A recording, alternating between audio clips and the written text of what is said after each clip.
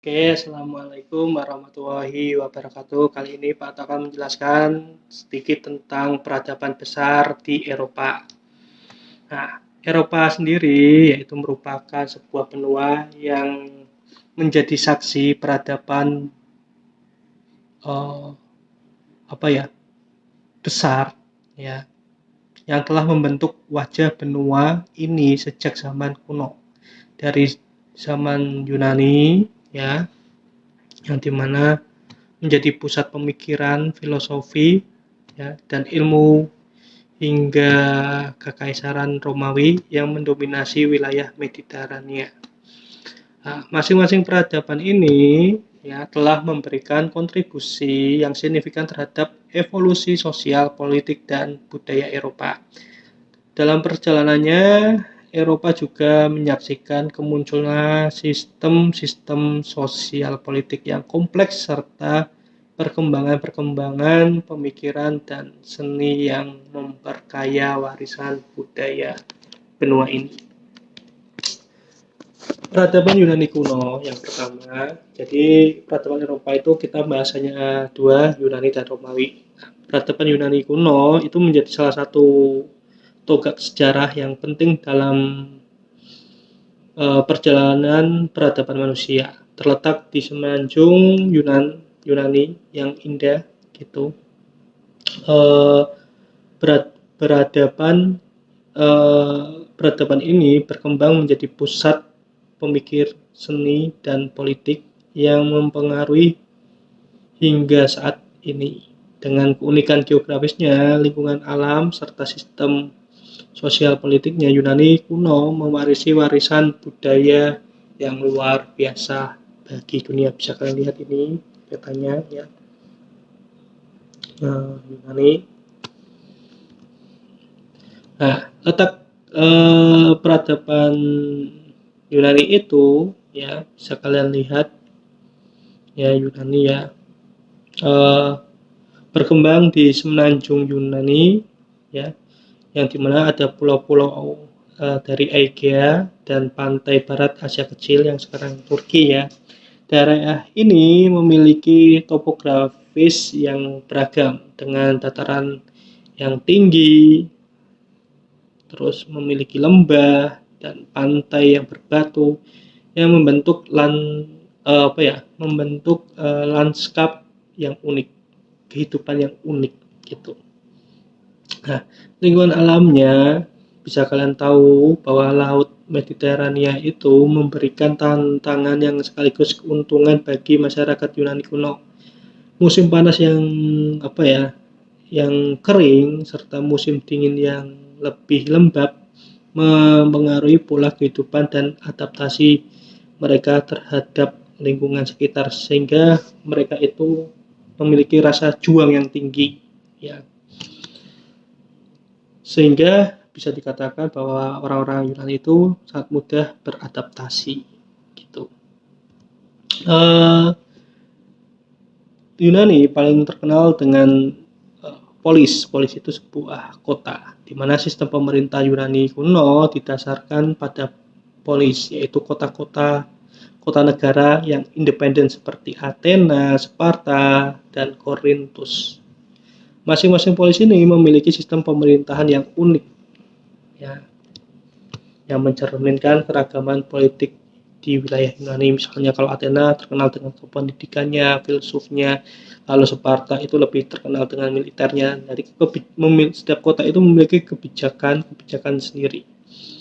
Nah, dikarenakan bahwa setiap polis itu memiliki demokrasi ya, dimana salah satunya yaitu Athena tadi atau sudah membahas bahwa dikenal dengan demokrasi langsungnya yang awal, sementara Sparta memiliki sistem militer yang ketat, sedangkan tadi misalnya seperti Korintus mungkin dalam perdagangannya gitu. Nah, kontribusi budayanya masyarakat Yunani kuno sangat memperhatikan filosofi, teater, dan olahraga. Sehingga peradaban ini melahirkan banyak pemikir-pemikir yang terkenal sampai sekarang, yaitu salah satunya Socrates, Plato, dan Aristoteles. Nah, mereka memberikan kontribusi besar terhadap pemikiran Barat yang bertahan hingga hari ini. Nah, hasil-hasil kebudayaan dan peradabannya bisa kalian lihat dari bidang arsitektur, ya, seperti misalnya kuil, terus Parthenon, teater yang terbuka, stadion-stadion yang masih menjadi inspirasi, ya. Terus dari bidang seni bisa kalian lihat seni patungnya, ya, yang mirip dengan manusia gitu. Setelah itu juga sastranya gitu. Terus dengan matematika dalam ilmu pengetahuannya, ya, salah satunya yaitu Pitagoras gitu. Terus astronomi, terus dalam bidang kedokteran gitu. Ya, salah satu tokoh yang terkenal itu Hippocrates gitu, ya. Terus astronomi yang paling terkenal misalnya Archimedes kayak gitu. Nah, selanjutnya peradaban yang kedua dari Eropa yaitu Romawi. Nah, Romawi kuno itu merupakan salah satu peradaban besar dalam sejarah manusia yang meliputi wilayah yang sangat luas di Eropa, terus Afrika Utara, dan Timur Tengah di Asia. Jadi peradaban ini sangat luas gitu. Keunggulan Romawi terletak pada kemampuan untuk memadukan kekuatan militer, administrasi yang efisien, dan kemajuan teknologi untuk membangun sebuah imperium, seperti kerajaan, kekaisaran, yang bertahan berabad-abad. Dari arsitektur monumental hingga tradisi sastra, warisan kebudayaan Romawi kuno tetap mempengaruhi dunia hingga saat ini. Nah, letak geografisnya yaitu kaisar kuno itu mencakup wilayah yang sangat luas melalui dari Inggris di bagian barat hingga Mesir bagian timur, dan dari Spanyol di selatan hingga Asia Kecil yang sekarang Turki.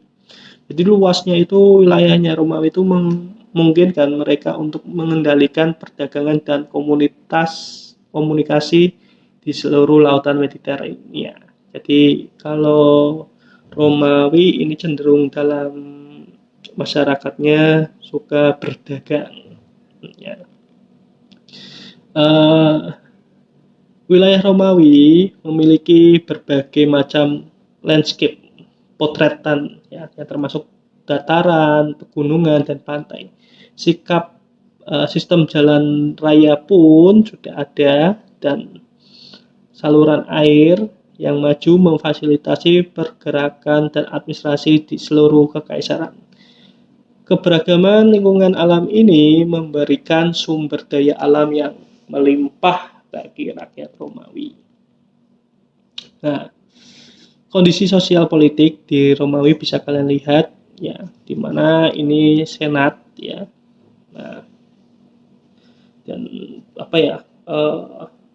di Romawi itu menerapkan sistem pemerintahan yang lebih bijak yang dikenal dengan republik, dengan 2 konsul, terus nasihat, dan majelis rakyat, yang dimana sistem hukum dan administrasi yang kompleks memungkinkan Romawi untuk mengelola wilayah yang secara efektif. Jadi sudah kompleks dalam sistem pemerintahannya gitu, yang nanti yang menjadi penasihat rakyat itu siapa, penasihat kekuasaan itu siapa, hukum yang tertulis itu sudah ada kayak gitu. Nah, selanjutnya yaitu Kekaisaran Romawi. Setelah masa Republik, Romawi berubah menjadi sebuah kekaisaran dengan kekuasaan terpusat pada kaisar.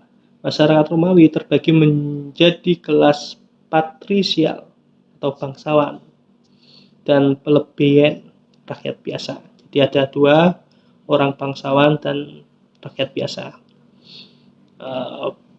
Provinsi-provinsi yang di luar wilayah Romawi, artinya pusatnya itu di Italia, juga diperintah oleh para gubernur yang diangkat oleh kaisar langsung gitu. Jadi di Asia Kecil itu ada gubernurnya untuk mengatur, tapi semuanya itu pusatnya di Italia, yaitu dipimpin oleh kaisar sendiri. Jadi kaisar Tidak hanya sebagai simbol, dia juga ikut dalam politik praktis mengatur sistem pemerintahan. Warisan budaya Romawi bisa kalian lihat itu salah satunya Colosseum.